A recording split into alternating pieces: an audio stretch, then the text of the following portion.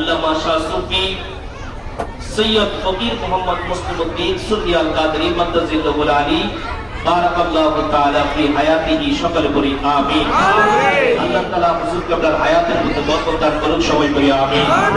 আমাদের মাঝে আরো উপস্থিত হয়েছেন হুজুরের দরবার শরীফের খলিফা, বিশিষ্ট মিডিয়া ব্যক্তিত্ব, আলেম দ্বীন হযরতুল আল্লামা আলহাজ হযরত মাওলানা শাহ হাসানুজ্জামান চিশতি আল কাদরি সাহেব, আমাদের মসজিদের সম্মানিত খতিব সাহেব হুজুর আশিক রাসূল, আশিকে গৌসে পাক, আশিকে আউলিয়া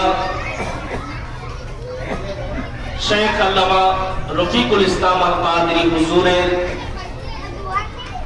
অত্যন্ত চেষ্টা এবং পরিশ্রমে আজকের এই ফাতিহা শরীফের ইন্তেজাম হুজুরকে নিয়ে আসা।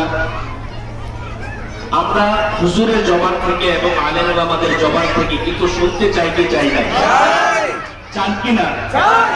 আমাদের যেটা দরবার শরীফের মূল কাজ, ফাতিহা 3টা হয়, এরপরে নিশ্চিত 2টা হয়, একটা শেষ হয়েছে, আরেকটা মাজারে আছে, আরেকটা বাইরে দরবার আছে, আর 2টা ফাঁক দিয়ে আমাদের পীর সাহেব হুজুরের জবান থেকে আমরা কিছু শুনবো। আলেম ওলামা আছে, ওনাদের জবান